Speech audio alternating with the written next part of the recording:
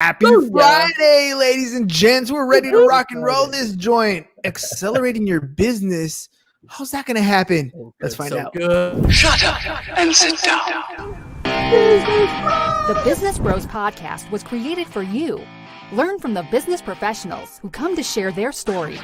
Find out what's working in business, on social media, what's hot and what's not, straight from the mouths of successful entrepreneurs out there doing the real work. And now, welcome to another episode of Business. We got the fire going on. Yeah. In San Diego. Ham, take it away. A heat wave in San Diego. We're bringing the fire right here. All right, all you business pros. Before we jump into the show, just a quick reminder to please subscribe on whichever platform it is that you're listening to us on today. Give us a like, give us a follow, subscribe, and drop a review, and help other like-minded business owners find value from our awesome guests while we rise up in the podcast rankings. And if you want to be a guest on the show, I missed that last part, we will really appreciate it. And if you want to be a guest on the show, we'd love to have you on and learn from you as well. Go to www.businessbros.biz/podcast guest. Schedule your time slot. Don't forget to follow us on all our social media at Business Bros Pod. Ladies and gentlemen, we are so excited and so honored to bring another incredible guest on the Business Bros Pod. Our guest today is the preeminent advisor to CEOs who want to safeguard their businesses and their lives from unpredictability, establishing strategic partnerships that empower them to never again worry about growth. Having worked with over 1,500 CEOs across 33 countries, our guest is an expert in helping businesses expand internationally. As a world-renowned speaker and philanthropist, our guest's goal is to help over 800,000 kids in Latin America become entrepreneurs using local businesses in the next 3 years. Local resources in the next 3 years. We can't be more thrilled to hear some incredible stories from this well-traveled thought leader and humanitarian.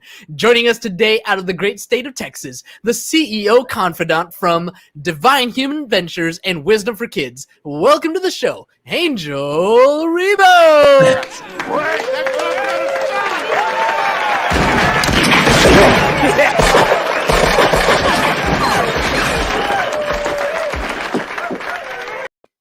All right, Well Angel. done, well done. Thank you so much. This has been probably one of the most amazing introductions ever in my life. Thank you so much for being who you are, guys. Thank you.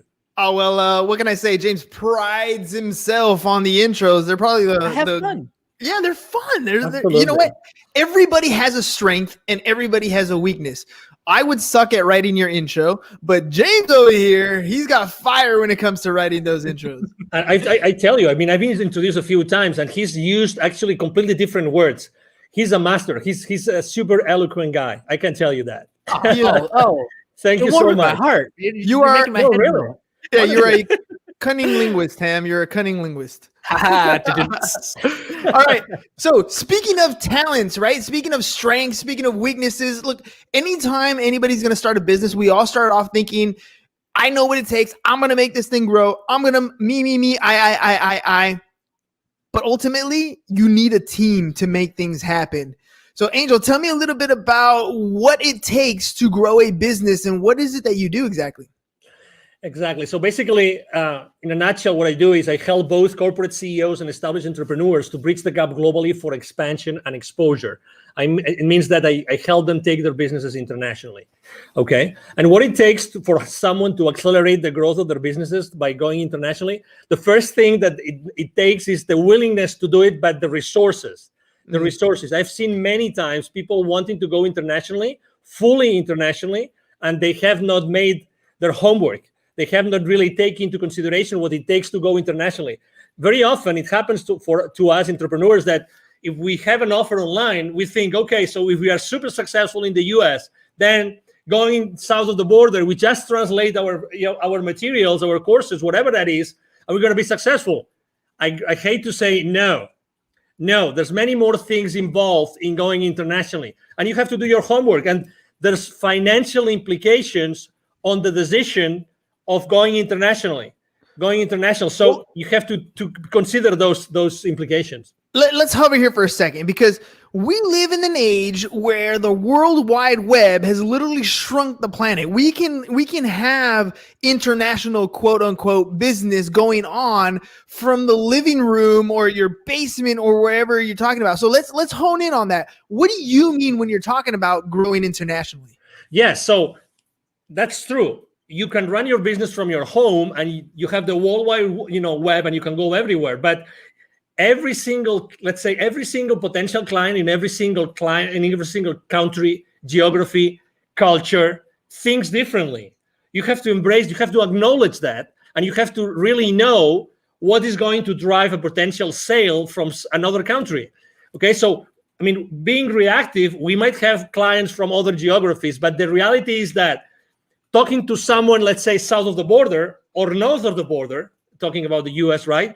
It's different. And you have to be, if you really want to be strategic and you really want to be successful, you have to do it differently. You have to think about it. Okay, so you can run your business from your home and you have the World Wide Web open, but there are things that you have to take into consideration from the point of view of the client. You have to talk to the client differently on every culture. Remember, we are, separated, even sometimes even trying to go, let's say I have a business in Texas and I really want to be successful in taking my business to another state. That there are cultural differences, right? That huge. Someone in Utah is different from someone in Texas, right? And everybody knows that. So if you really want to be successful, does it make sense to consider the differences between selling in Utah and selling in Texas? Of course it does. And you spoke about in the introduction, you actually mentioned something, which is, are you partnering with the right people? Probably if you want to go international, or even, as I said before, to another state, what about partnering up with someone who's already there, who's already aware of those differences, that can help you be more effective in conducting business in that area? And this is very often a blind spot that people forget. So, okay, it's easy to run your business from your home, but be mindful, be aware of the differences. What kind of differences should we be looking for when we're first starting out? Because there are so many. I mean, like you said, there's cultural differences, there's currency differences, there's tax treatments. I mean, there's all kinds of things that we can think about when we're talking about those differences. But what are some of the first things that we should kind of pay attention to? So that's why go step by step. I mean, going internationally right out of the gate, I don't think is the right thing to do, unless you only go internationally to a specific area because you know that there's a need for that there, and you know that the people there are going to buy from you. Unless that's the case, it's scaling up by accelerating the growth of your business by going international. It means that you have already had to establish your business somehow. That's very important. Okay, so initially, I don't recommend anybody doing that unless, again, that's going to be your number one strategy. So if that's your number one strategy, you have to really know what these people want. Okay, the people in this area, what do they want? So you have to really speak with these people over there. Sometimes, we tend to think, oh, it's extremely difficult. No, it's very easy. Reach out. There's social media again, and you can go in social media and you can start talking to people who live in that area. It's really simple. There's something in the entrepreneurial world, in the startup world, there's something called a minimum viable product. You've probably heard this thousands of times, right? Mm-hmm. So when you start your business, you probably have a minimum viable product or service that you want to offer to your audience, right? So the first thing you have to do is, if you want to go international, start talking to your audience about what you want to do. And I start asking them, hey, if I was to launch this product, sell it there, or this service, would you be willing to buy from me? And what would be the kind of service or product that you would buy from me, in that particular, area of expertise that I have? So that's the first thing. Talk to your market early on your business strategy. And sometimes, and I think that's probably, we are all to blame, for this, which is we try to be perfectionists. We try to be like, we have all the responses, all the answers before we do anything else. There's one business mantra. There's one mantra I use with every single one of my clients. I've been using for the last 5 years since I started my own business, which is take imperfect action now. Take imperfect action now. Hey, Don't worry about anything else. You only need yourself, and you need to start reaching out to the people in the market, in the place where you want to start selling your products or your services. That's it. Start talking to them and start making mistakes. Start making mistakes. There's no such thing as the perfect sales pitch, the perfect service, the perfect product. There's only the thing that you reach out to the potential buyers and you know what they think, and keep on making, keep on perfecting your pitch, keep on perfecting your product and your service. Really, that's the first step. Take imperfect action now. I love that. I love that because it's absolutely true. I talk about that all the time about taking action, and you have a choice. You can do it or you cannot do it. And I think the people who sit back and try to wait till it's 100% perfect are the ones who struggle. I forgot what book I read it in, but they were talking about, I think it was Mentor to Millions.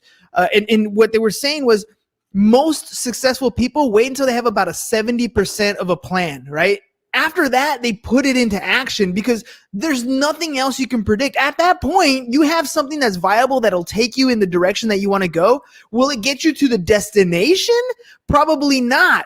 But you're moving forward and you're not stagnant and stuck in one particular situation or at worst, not taking any action, right?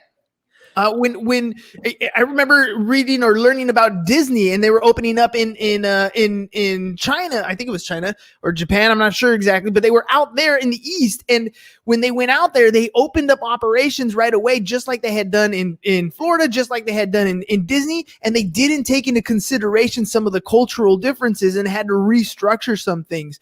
So, acting on a plan is first and foremost.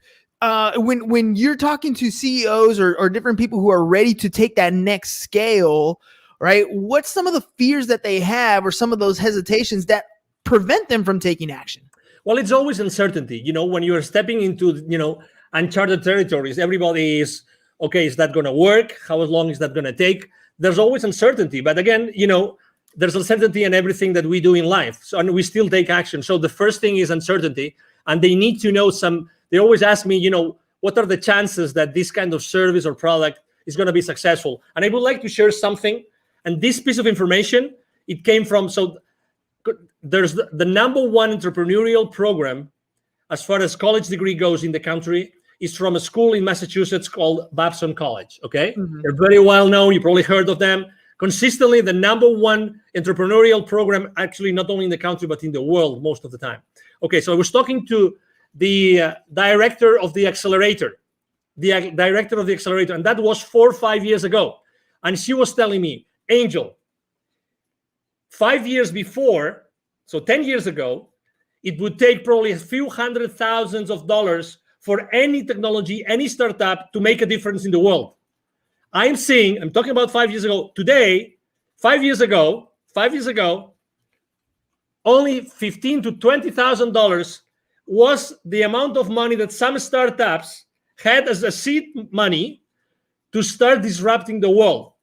The point I'm trying to make is more and more often we see that the amount of money needed to make a difference in the world is lower and lower, is smaller and smaller.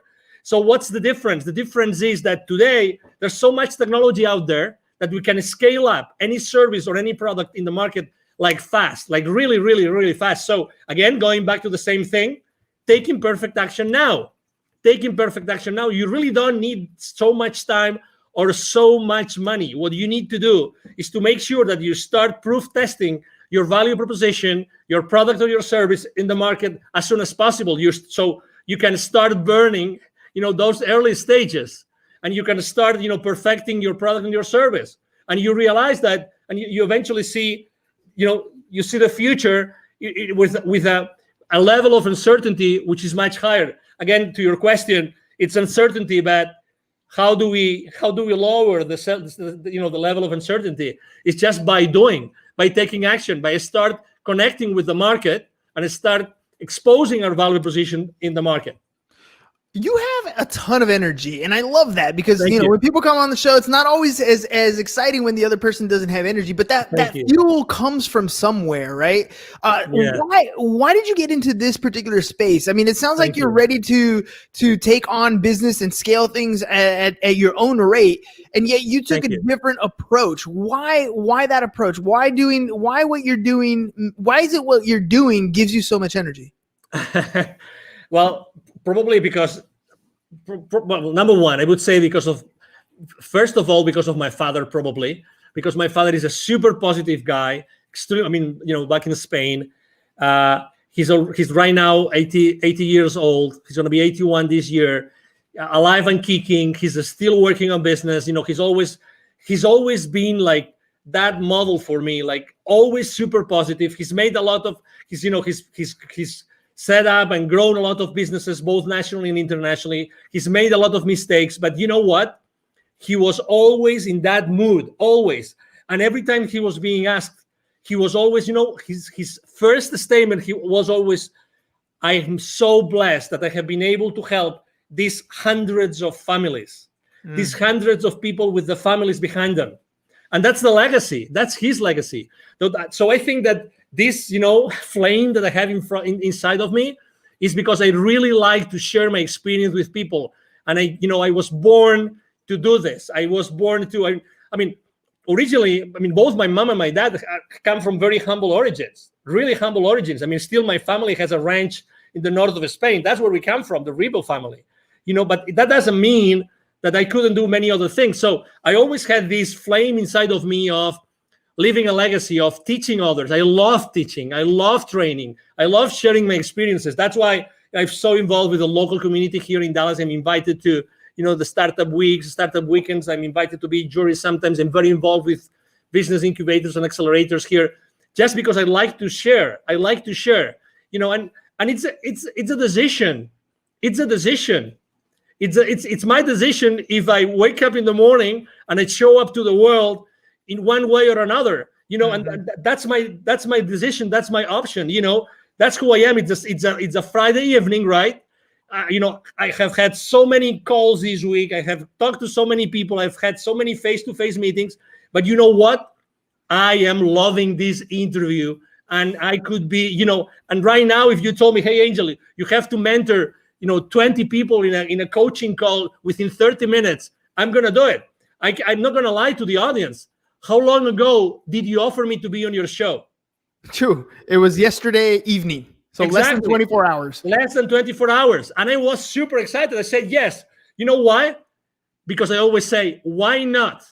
Why not? If there's a single person in your audience right now who can benefit from what I'm saying, oh my God, the day has paid off.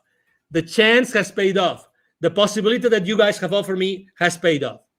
What is the core? What is the core of the CEO Confidant? Like, what is it that you're trying to achieve? Your mission in the business to have that can help more and more entrepreneurs get to the level that they want to get to. Thank you. For me, it's always been connecting the unconnected.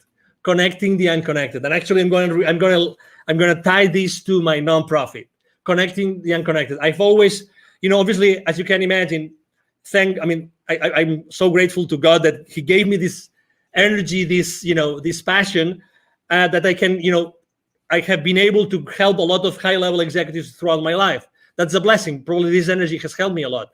But this has only helped me enough as far as this helps me to make the world a better place. Okay? That's why, it reached a point in 2016 in which it was very clear to me that I had also, the reason why I had lived in Latin America for so many years and I had done business in Latin America for so many years is because I had to be exposed to those areas where so many underprivileged kids live. And you know what I'm talking about. I'm talking about in Latin America alone, in 2012, according to UNICEF numbers, 81 million kids live in poverty. 81 million kids.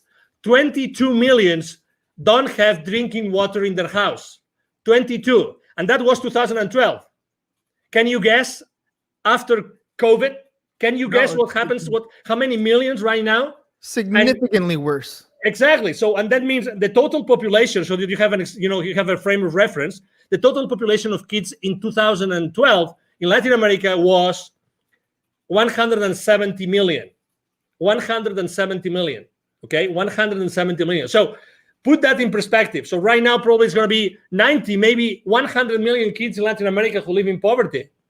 Yeah. So that's why, what's my mission? I've always feel that I keep on developing and helping so many high-level executives and established entrepreneurs, because at the end of the day, what I have to do is I have to be able to have so many stories, and I have to be able to connect all those high-level executives with those entrepreneurs that have still so much to learn. And I know that if it's not me, who's going to teach them entrepreneurship? Who's going to inspire them? Who is able to bring all those lessons I learn every single day with these so powerful CEOs? Who else is going to take them to those kids in need? So that was my answer. Yeah, no, that's a beautiful answer, because you're absolutely right. I mean, we look at what we see in poverty just right in front of us, right? When we drive down the freeway, when we're in our local communities. But the difference is, the poverty in the United States is much different than the poverty in almost any other country. It's just a different level. I remember being young, as a young kid, at my parents, and we would always go to church, and they would send us, to missionary things down the other side of the border, and you just have this awe that everything from the pair of shoes to the sweater that you have on to the meal that you had has such a different value to the people down there than it is to you. The things you take for granted, you don't even realize until you're, things like where you're crossing the border. When I remember coming back on the border and little kids, small 4 or 5-year-old children coming up barefoot, dirty, ragged clothes, just trying to sell something to make a living. And we don't quite understand the level of poverty because we're blessed to be in this country. But you're absolutely right.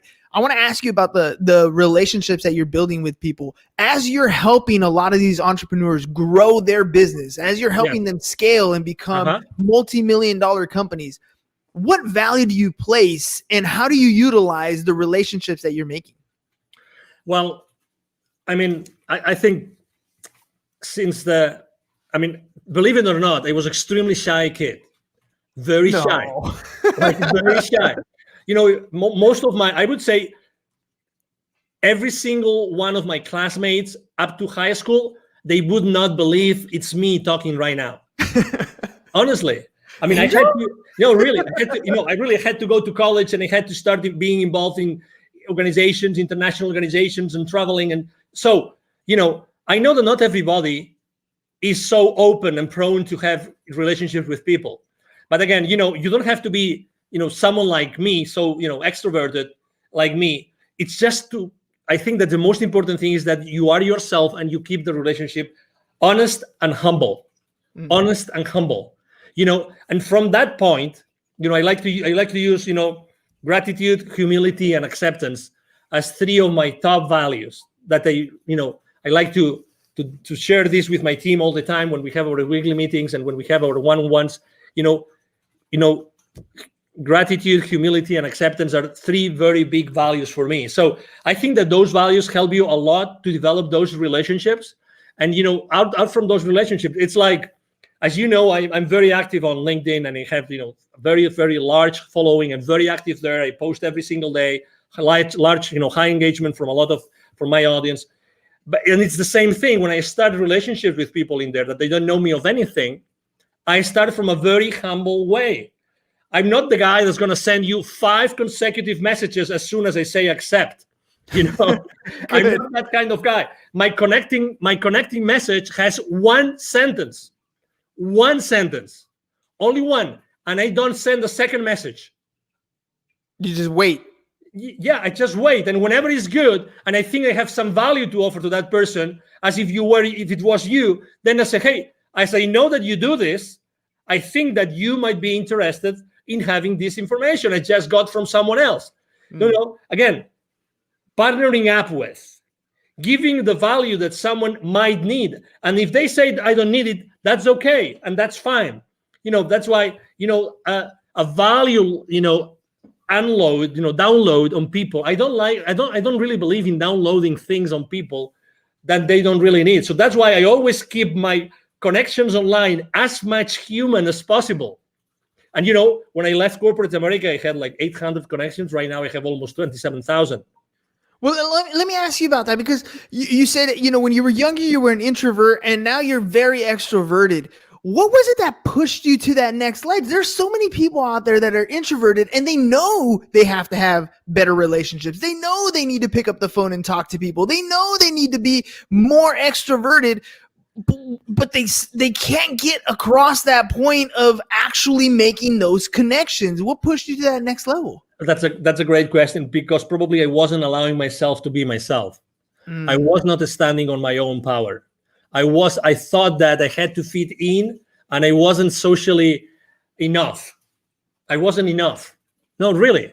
Because I thought that what I was standing up for wasn't enough to be just myself. So I had to be hiding, behind anything else or anybody else, until I realized that, oh my God, what I'm saying makes sense. So it was a gradual process. It wasn't, it wasn't just like, oh, tomorrow I'm going to be extroverted. And so I was fascinated by something, which was, in my case, in college, because I told you I started to bloom in college, which was becoming or being the leader of an organization, but being like the leader, but the leader behind the scenes, right? Not the leader like showing up all the time. Wizard of Oz. So sometimes, so at some point, I had no option but to be in front of a lot of people. And then suddenly, everything was going well, and I was, leading that organization in my college and everything. But there were issues. So I have to tell you that realizing that not everybody is going to like me actually helped me to be stronger. I realized that it didn't have to fit in. I realized that I have to be myself and always be myself. So I had a completely 100% certain place where I could go back and pull up the rest of my life. You know what I mean? Yeah, because if you're pretending to be someone else, you don't have that place of safety. But when you're always yourself, when you're always standing on yourself, on your grounds, then you have that place of power. And I have to also tell you, I remember the most dramatic situation in my life was actually that I got married. My first marriage was in 1996, still in Spain. And I unfortunately didn't work out, and I only was married for 5 months. Oh.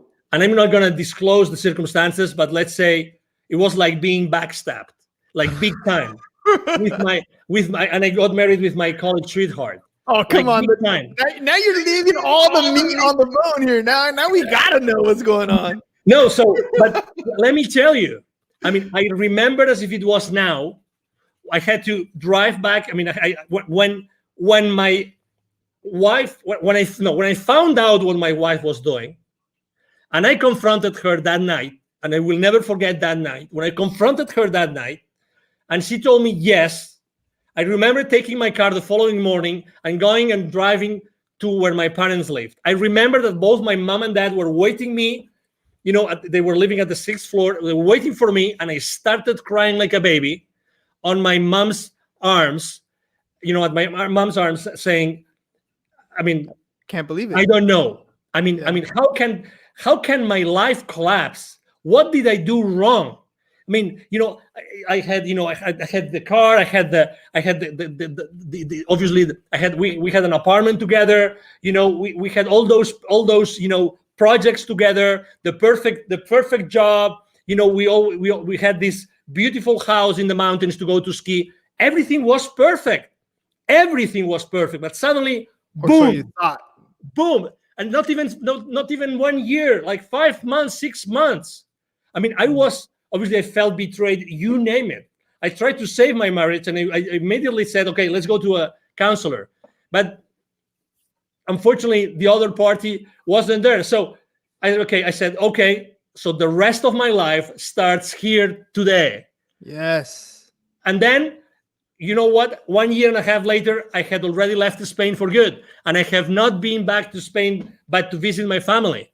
Again, it's the realization of I have to be me. And I am strong because I don't have to fit in with anybody else. I have to be myself. And that's my foundation. That's my essence. And I will build up the rest of my life because of that. Had I not taken that decision, we would have never had this conversation, you and I, today. You know that I want to say I love that story, but I kind of, it's not quite the right thing to say. But the fact that you accepted it at the end, right? The heartbreak, the pain, the agony, what you're going through, those are feelings that you're going to have. But at some point, no matter what happens in your life, good, bad, or indifferent, you have to accept that tomorrow the sun's going to rise. Tomorrow is another day, and every day you have that choice to make something happen. You can dwell in it, you can live in it, you can wallow in sorrow and feel sorry for yourself for as long as you can. But every day that happens is another day that you're not fulfilling whatever dream is that you want to achieve. You're hurting yourself by allowing yourself to live in that position for too long. Feel it, hurt it, learn from that mistake. But you need to make a choice and accept that it happened. Totally. Otherwise, you're never going to move forward. I agree. And I have to say, this counselor that, we went together, with my ex-wife at that time, it was the same counselor that said, hey, okay, so she's not coming back. Can you please help me? Can you please help me go through this path? Can you please help me?